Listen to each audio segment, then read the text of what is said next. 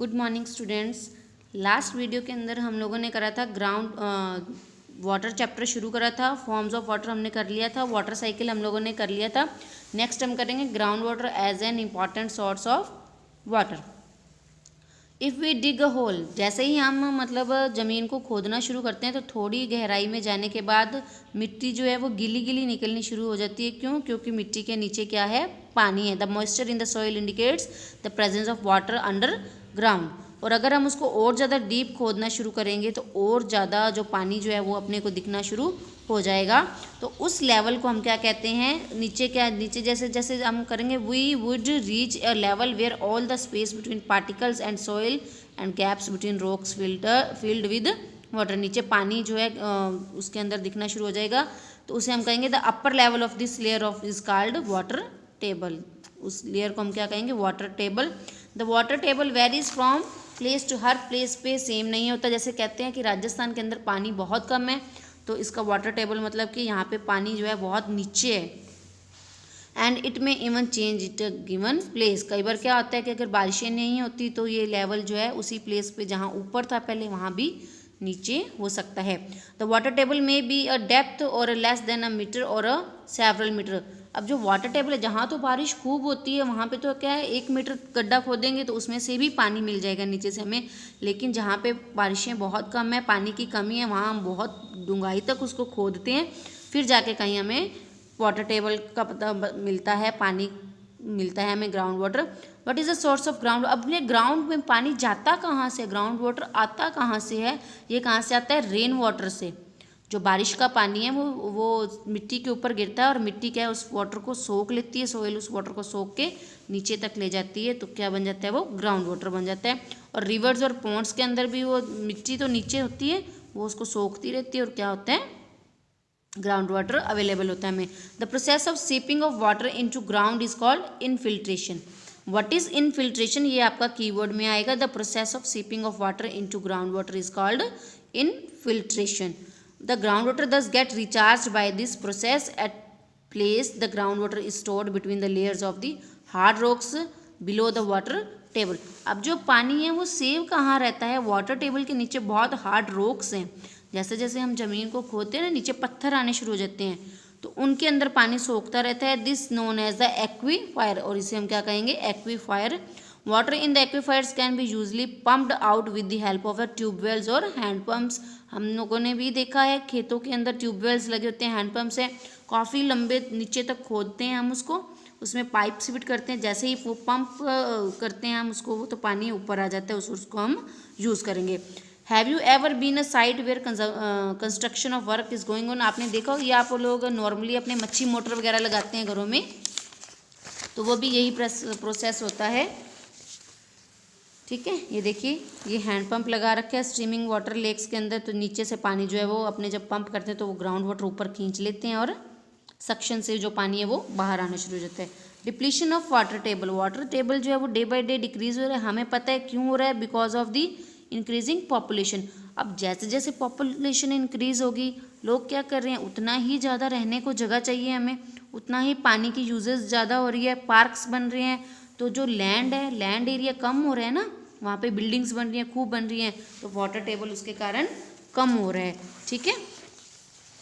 Increasing industries. Industries के बहुत सारे नुकसान हो रहे हैं। इंडस्ट्रीज़ जितनी ज़्यादा इंडस्ट्रीज़ बन रही हैं उतनी एक तो वो लैंड को कवर कर रही हैं, एक तो कवर कर रही हैं, दूसरा जो इंडस्ट्रीज़ के अंदर वाटर जो है बहुत ज़्यादा अमाउंट में यूज़ होता है, और तीसरी इसकी क्या ड्रॉबैक्स आ रही है इंडस्ट्रीज़ की कि इंडस्ट्रीज़ का जितना भी कूड़ा करकट जा रहा है वो कहाँ जाता है? सीधा रिवर्स के अंदर जा रहा है, जो क्या करते हैं रिवर्स को वो क्या कहते हैं यूज़फुल नहीं रहने देता, डर्टी कर देता है, वाटर पोल्यूशन क्रिएट करता है। ठीक है। नेक्स्ट आ जाओ एग्रीकल्चर एक्टिविटीज़। एग्रीकल्चर एक्टिविटीज़ में भी खूब पानी लगता है। सारे के सारे फार्मर्स किस पे डिपेंड करते हैं? Rain for the irrigation of their crops. Rain के ऊपर डिपेंड करते हैं। Irrigation system such as canals and there only. अब जहाँ पे बारिश नहीं होती तो क्या करते हैं? ट्यूबवेल्स लगवाते हैं। ट्यूबवेल से नीचे से ग्राउंड वाटर यूज़ करते हैं वो उसके लिए। तो जैसे जैसे हम पॉपुलेशन बढ़ रही है तो एग्रीकल्चर भी बढ़ेगी, एग्रीकल्चर बढ़ेगी तो पानी का अमाउंट भी बढ़ेगा। इरिगेशन के लिए जो फार्मर्स हैं वो ज़्यादा ट्यूबवेल्स लगाएंगे, ग्राउंड वाटर ज़्यादा यूज़ करेंगे, जिसकी वजह से क्या है, पानी की जो है दिन ब दिन कमी आ रही है। Distributing of water distribution of water, the distribution of water over the globe is quite uneven due to the number of factors। खूब सारे फैक्टर्स ऐसे हैं जिसके कारण जो पानी की जो अमाउंट है वो जगह जगह पे अलग अलग है। जैसे राजस्थान में बहुत कम वाटर है, कहीं पे बहुत ज़्यादा है। Some places have good amount of rain and water rich, जहाँ पे रेन बहुत ज़्यादा है वहाँ पे वाटर बहुत ज़्यादा है। जहाँ पे रेन ही नहीं है वहाँ पे पानी कम है। डेजर्ट्स हैं वहाँ भी पानी कम होगा। India is a vast country and the rainfall is not the same everywhere. India एक बहुत बड़ी कंट्री है और जहाँ पे रेनफॉल का अमाउंट जो है वो सेम नहीं है। जहाँ वही मैंने आपको बताया है, कई कई जगह तो ऐसी हैं जहाँ पे रेनफॉल एक्सेस में होते हैं, वहाँ पे फ्लड होते हैं, लेकिन कुछ जगह ऐसी हैं जहाँ पे रेन बिल्कुल होती नहीं है, वहाँ पे ड्रॉट। फ्लड क्या होता है, बाढ़ आ जाना। ड्रॉट क्या होता है, सूखा पड़ना शुरू हो जाता है क्योंकि ग्राउंड वाटर ही अवेलेबल नहीं होता।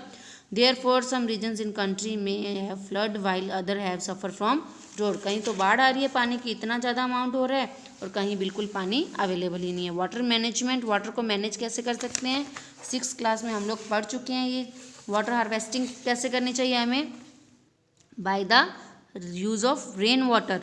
रेन वाटर यूज़ करके हमें हार्वेस्टिंग करनी चाहिए। ड्रिप इरीगेशन यूज़ करना चाहिए। रेन वाटर हार्वेस्टिंग कैसे करेंगे, बारिश का जो पानी है उसको टैंक्स में इकट्ठा करके उसको फिर सिंचाई के लिए, इरिगेशन के लिए फार्मर्स यूज़ करते हैं।